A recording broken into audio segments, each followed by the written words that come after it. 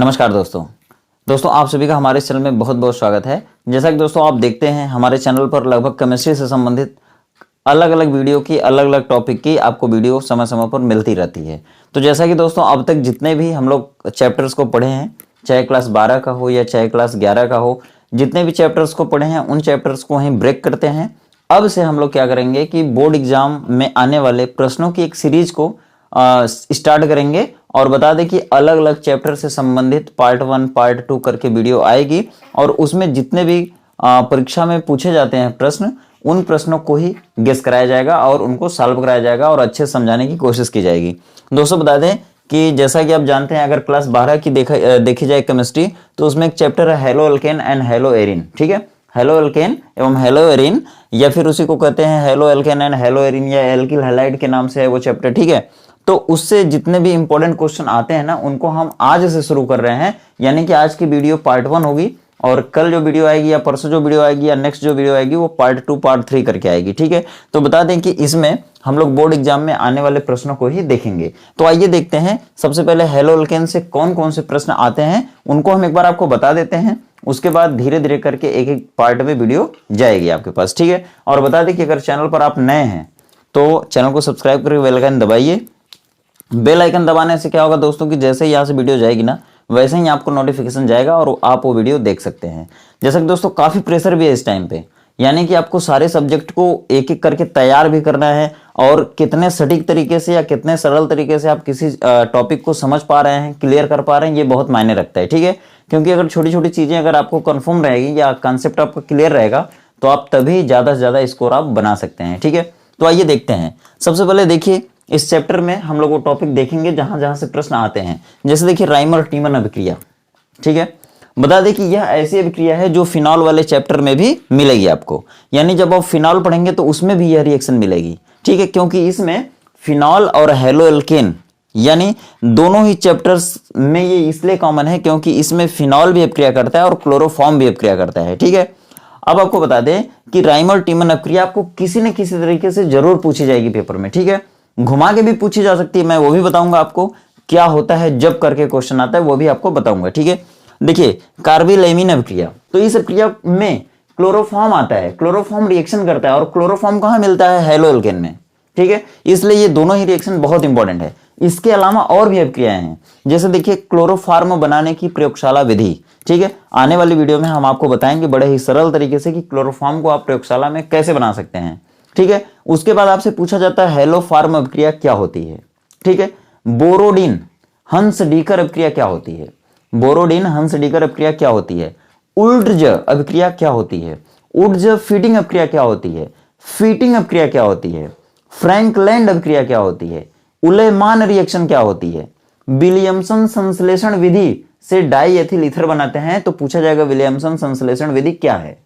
रासायनिक समीकरण भी पूछेगा आपसे। ठीक है, क्योंकि केमिस्ट्री में जब तक आप रासायनिक समीकरण नहीं देते हैं तब तक आपको पूरा का पूरा नंबर नहीं मिलता है। ठीक है, उसके बाद भी आपसे पूछे जाते हैं, बहुत ढेर सारे प्रश्न हैं, उन सभी को हम एक एक करके आने वाली वीडियो में देखेंगे। आइए देखते हैं सबसे पहले राइम और टीमन अभिक्रिया क्या होती है। ठीक है, देखिए सबसे पहले इसमें क्या होता है ना, एक चीज याद रखिए, इसमें 3 अभिकारक हैं। ठीक है, 3 अभिकारक में से सबसे पहला अभिकारक फिनॉल होगा। ठीक है, क्या होगा? फिनॉल होगा।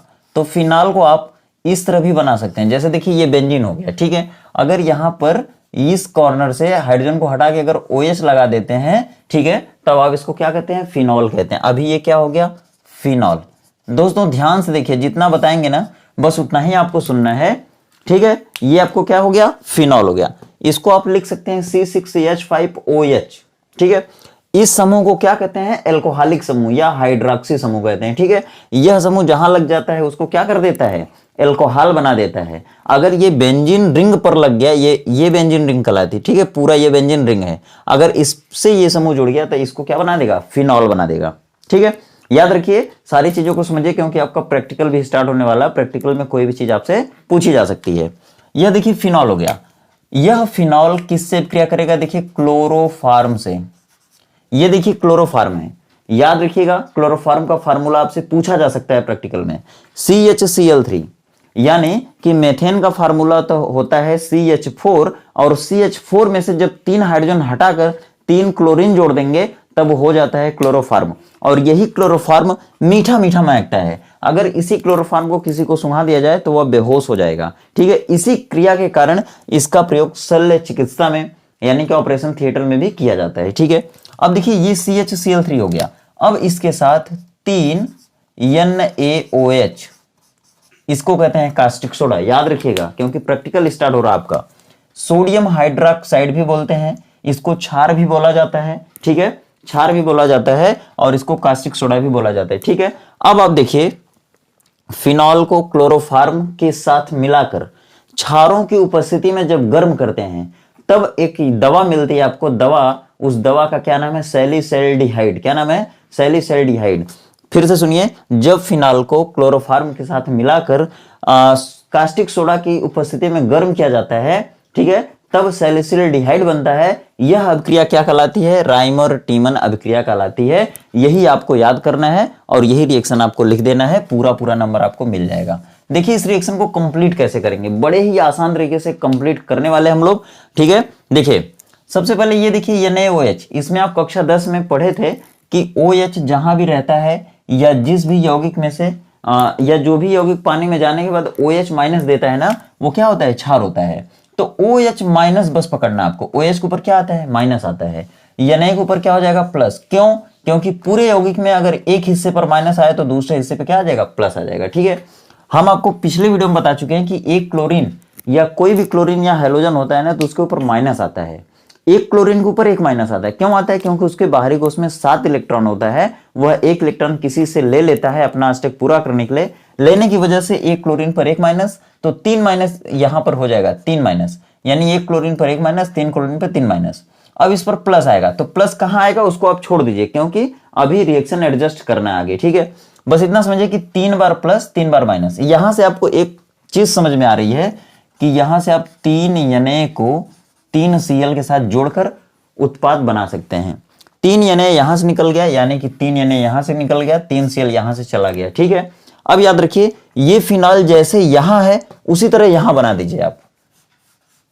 हम आपको ट्रिक बता रहे हैं कैसे आप बड़े ही आसानी से रिएक्शन को समझेंगे, क्योंकि इस टाइम आपको ढेर सारा चीज तैयार करना है। ठीक है, एक एक चीज तैयार करिए, और ये रिएक्शन 100% गारंटी किसी न किसी तरीके से जरूर पूछी जाएगी। ठीक है, ये इस तरह बन गया। यहां पर H रहता है पहले से, वो दिखे चाहे ना दिखे। ठीक है, वो H यहां पर है, यहां भी रहेगा। अब देखिए ये C, ये H, और यहां से एक ऑक्सीजन आप उठा के यहां दे दीजिए, यानी यहां पर ये वाला C लगा दीजिए, C, ये वाला H यहीं रहेगा, और यहां से एक O उठा के आप दे दीजिए, O यानी ऑक्सीजन। ठीक, अब देखिए जरा ध्यान से, ये बन गया, ये क्या बन गया? ये सैलिसैल्डिहाइड, सैलिसैल्डिहाइड नाम की ये दवा होती है, ये बन गया। ठीक है, यही बनाना है। अगर आपसे हम कहें कि सैलिसैल्डिहाइड का फार्मूला बताइए, तो आप बता सकते हैं? नहीं बता सकते, क्योंकि भूल जाएंगे। अगर याद करेंगे तो भूल जाएंगे, और अगर इस तरह बना दिए तो ये आपको बड़े ही आसानी से याद रह सकता है। ठीक है, काका टेनियर और जो आपकी टॉप 10 सीरीज है या कोई भी है सीरीज है, तो उसमें इसको इस तरह से नहीं देता है, इसको सूत्र के रूप में देता है, और सूत्र आपको याद नहीं होता, वो भूल जाते हैं आप। ठीक है, तो इसी तरह से आप याद करिएगा। अब देखिए ये सैलिसैल्डिहाइड बन गया, ये बना प्लस ये बना, बचा क्या क्या? रिएक्शन बैलेंस भी करना होता है। तो ये देखिए यहां पर से सब में से जब इतने इतने लोग बन गए तो बचा क्या? अब देखिए यहां पर क्या था? यस था, वो खत्म। यहां से C चला गया इसके पास। देखिए इतनी रिएक्शन आपको लिखना है। ठीक है, अब हम थोड़ा सा आपको समझाने के लिए कोशिश कर रहे हैं, तो वो चीज आप मत लिखिएगा। जैसे यहां से C यहां चला गया, ठीक है, यहां से एक O यहां चला गया, बचा क्या? यहां पे कौन बचा? एक H बचा है, एक H। यहां पर कितना H है? 3 है, आगे 3 है, तो यहां पे कितना H हो गया? 3H। और ये कितना H हो गया? 4H। 4H को आप कैसे लिख सकते हैं? 2H2 लिख सकते हैं। ठीक, 2H2 यानी कि 2 दूना 4।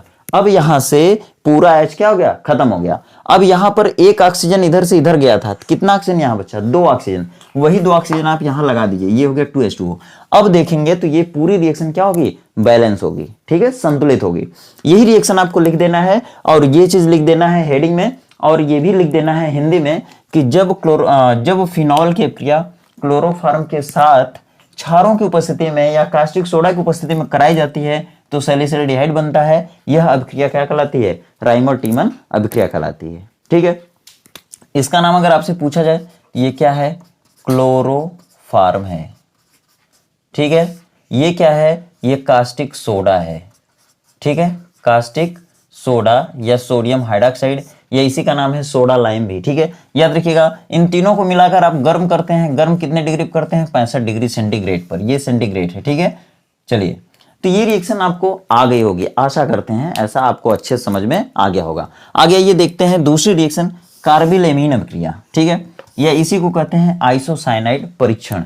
यानी कि इसका नाम आइसोसाइनाइड परीक्षण इसलिए होता है क्योंकि इसमें एक यौगिक आइसोसाइनाइड बनता है, ठीक है, आइसोसाइनाइड बनता है। आप ध्यान दीजिएगा, दो चीजें हैं, एक आइसोसाइनाइड होती है जिसमें NC होता है, NC क्रियात्मक समूह के रूप में होता है, और एक होता है साइनाइड जिसमें CN क्रियात्मक समूह के रूप में जुड़ता है, ठीक है।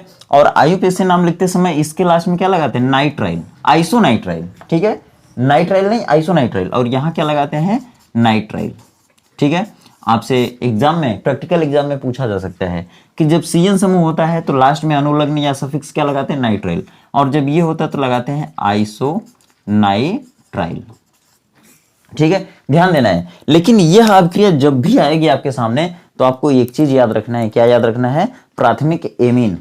यह अभिक्रिया हमेशा कहां होती है, प्राथमिक एमीन में होती है। यानी अगर आपसे पूछा जाए कि आइसोसाइनाइड परीक्षण किस प्रकार के यौगिक देते हैं तो आप कहेंगे प्राइमरी एमीन या प्राथमिक एमीन। अब बात आती है कि प्राथमिक एमीन क्या होता है। जैसे देखिए, आपने देखा होगा कि ये अमोनिया है, ठीक है, अमोनिया में कितने हाइड्रोजन है, 3 हाइड्रोजन है, नाइट्रोजन कितना है, 1 बार है।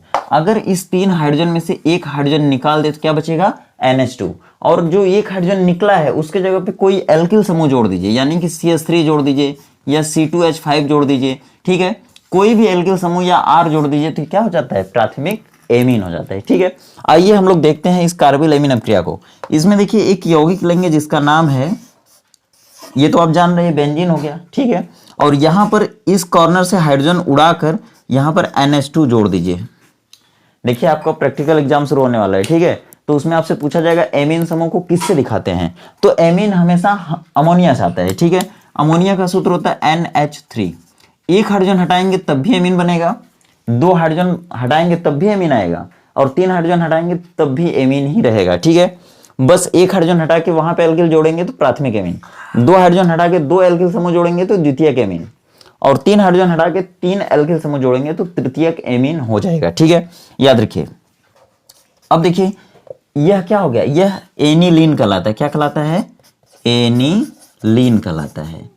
यह इसका नाम अमीनो बेंजीन भी कह सकते हैं, ठीक है, अमीनो बेंजीन भी कह सकते हैं, कोई दिक्कत नहीं है। या इसका दूसरा नाम क्या होगा, प्राइमरी को इस तरह बनाते हैं यानी कि प्राथमिक पढ़ते हैं, और एमीन भी लिख सकते हैं, ठीक है, प्राथमिक एमीन भी लिख सकते हैं, कोई दिक्कत नहीं है। अब देखिए जब इस एमीन को दोस्तों क्लोरोफॉर्म, यही देखिए रिएक्शन एकदम सेम है, दोनों रिएक्शन को एक साथ इसलिए लिखें कि दोनों रिएक्शन एकदम सेम है, बस केवल यहां पर देखिए, यहां पर एमीन हो गया, यहां पर क्या हो गया, फिनॉल हो गया, बाकी का ये दोनों सेम रहेगा। यहां पर आप NaOH लगाएं, यहां पर आप NaOH भी लगा सकते हैं, KOH भी लगा सकते हैं। देखिए अगर हम लिख दें ये क्या है, क्लोरोफॉर्म, यहां पर लिख दे क्या, 3KOH, एकदम सेम रिएक्शन है दोनों, ठीक है, इसीलिए आपको बता रहे हैं कि याद हो जाएगा आपको, ठीक है। देखिए सेम रिएक्शन हो गया। इसको क्या पढ़ रहे थे, जब फिनॉल को क्लोरोफॉर्म के साथ मिलाकर क्षारों की उपस्थिति में गर्म कर रहे थे तो सल्फेट बन रहा था। यहाँ पे क्या हो जाएगा, जब एनिलीन को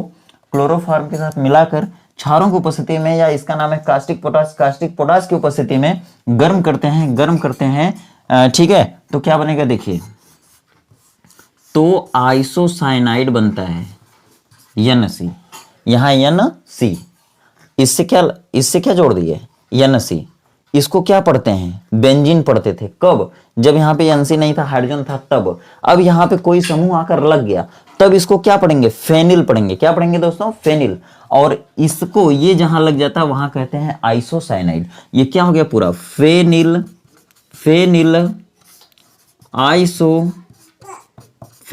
आइसोसाइनाइड। चूंकि इस अभिक्रिया में आइसोसाइनाइड बनता है इसीलिए इस अभिक्रिया का नाम पड़ता है आइसोसाइनाइड परीक्षण। ये मेन चीज आपको मिल गया। सबसे पहले ये आप बनाएंगे, अगर नहीं बनाते हैं तो देखिए जरा सा, यहां से आप किसको हटा देंगे, ये तो नीचे वाला नीचे बन जाएगा, ठीक है, यहां पर N है, इस H2 को बस हटा दीजिए, H2 को हटाइए और इसको ले आके सटाइए वहां पे, और ये दोनों हाइड्रोजन यहां से हटा लीजिए। ठीक, ये C यहां चला गया, H2 की जगह पे यहां N बचा, N लिख दिया, C लिख दिया। ठीक है, अब देखिए क्या बचा, यहां पर ये 3 OH माइनस हो गया, एक OH पे एक माइनस, तो आगे 3 है तो यहाँ पे तीनों OH पे एक एक माइनस हो गया। ठीक है, कुछ लोग कहेंगे कि यहाँ पर एक ही OH है, एक OH नहीं है, 3 OH है। क्यों? क्योंकि जो आगे लगता है ना वो सबके लिए होता है, मतलब यहाँ पर 3 बार K है, पोटेशियम जिसको कहते हैं, और इसका ओरिजिनल नाम होता है कालियम। ठीक है, कैलियम या कालियम। 3 ऑक्सीजन है, यहाँ पर कितने ऑक्सीजन है? 3 ऑक्सीजन है। यहाँ पे कितने हाइड्रोजन है? 3 हाइड्रोजन है। ठीक है, तो 3 OH को अलग लिया, 3 K को अलग लिया, और 3 Cl पे 3 माइनस आ गया, तो इस 3 को यहाँ 3 के साथ मिला देते हैं, यहाँ H बच गया। ठीक है, ये 3 Cl 3 K, ये दोनों अपने साथ मिलके क्या बना देंगे? 3 K Cl। ठीक है, अब देखिए क्या क्या बचा आपके पास, 2 हाइड्रोजन यहाँ बचा, 1 हाइड्रोजन यहाँ बचा, 3 हाइड्रोजन इधर हुआ, और 3 हाइड्रोजन यहाँ, 3 हाइड्रोजन ये वाला, ये 3 हाइड्रोजन, और 2 हाइड्रोजन यहाँ 5, और एक 6 हाइड्रोजन। 6 हाइड्रोजन को आप इस तरह लिख सकते हैं। हाइड्रोजन को दोस्तों ना हमेशा H2 के रूप में लिखते हैं, याद रखिएगा। H2, यहाँ H2 लिख दिया, अब 6 बनाना है तो आगे कितना लगा दें कि 6 हो जाएगा? तो 3, 3 दूना के 6।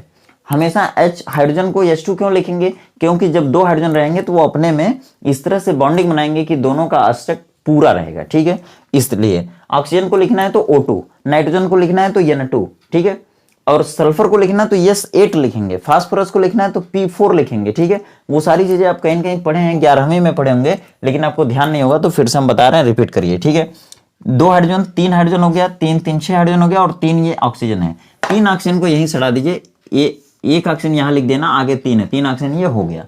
यही आपकी रिएक्शन कंप्लीट हो गई। ठीक है, ये रिएक्शन आपकी कौन सी रिएक्शन है भाई? यही है आपकी कार्बोलेमिन अभिक्रिया। ठीक है, तो आशा करते हैं दोस्तों बहुत ही अच्छे तरीके से आपको ये दोनों रिएक्शन समझ में आ गई होगी, और इसको तैयार कर लीजिए, कई बार लिखिए, ये पेपर में जरूर पूछा जाएगा। अब दूसरी चीज, किस तरह से क्वेश्चन पूछा जाता है? देखिए, क्वेश्चन ऐसे पूछेगा, क्या होता है जब, आपसे क्या होता है जब पूछेगा, और ये ध्यान रखिएगा कि ये कम से कम 3 या 2 नंबर में तो पूछा ही जाएगा। जब भी आएगा 3-3 नंबर में या 2-2 नंबर से तो नीचे नहीं पूछा जाएगा, गारंटी है। क्या क्या होता है जब? कैसे पूछेगा? देखिए, आपसे पूछेगा क्या होता है जब फिनॉल को क्लोरोफॉर्म के साथ मिलाकर कास्टिक सोडा की उपस्थिति में गर्म किया जाता है। क्या होता है जब फिनॉल को क्लोरोफॉर्म के साथ मिलाकर कास्टिक सोडा की उपस्थिति में गर्म किया जाता है? तो आपका आंसर होगा कि जब वो फिनॉल को क्लोरोफॉर्म के साथ मिलाकर कास्टिक सोडा की उपस्थिति में गर्म करते हैं तो सैलसिल्डिहाइड बनता है, और यह अभिक्रिया राइमर-टीमन अभिक्रिया कहलाती है। तो ये लिख देंगे, ये लिखने के बाद ये रिएक्शन देंगे, आपका काम खत्म हो जाएगा। ठीक है, दूसरी चीज पूछेगा क्या होता है जब एनिलीन या प्राथमिक एमीन को क्लोरोफॉर्म के साथ मिलाकर कास्टिक सोडा की उपस्थिति में गर्म करते हैं? तो आप लिखेंगे कि जब एनिलीन या प्राथमिक एमीन को क्लोरोफॉर्म के साथ मिलाकर कास्टिक पोटाश की उपस्थिति में गर्म करते हैं तो फेनिल आइसोसाइनाइड बनता है। ठीक है, और इस अभिक्रिया को क्या कहते हैं? कार्बोलेमिन अभिक्रिया या आइसोसाइनाइड परीक्षण कहते हैं। ठीक है, तो दोस्तों वीडियो कैसी लगी कमेंट करके जरूर बताइएगा। वीडियो अगर अच्छी लगी तो वीडियो को लाइक कर दीजिएगा, और अगर इस तरह की वीडियो आगे भी पाना चाहते हैं या अपने बोर्ड परीक्षा की तैयारी को आसान बनाना चाहते हैं तो चैनल को फटाफट सब्सक्राइब करके बेल आइकन दबा लीजिए, और अपने फ्रेंड सर्कल में इसको ज़्यादा से ज़्यादा शेयर करिए। ठीक है, ताकि सभी लोग अपने बोर्ड परीक्षा की तैयारी आराम से कर सकें। मिलते हैं दोस्तों इसी तरह के कंटेंट के साथ अगली वीडियो में, तब तक आप खुश रहिए, व्यस्त रहिए, आपका दिन शुभ हो।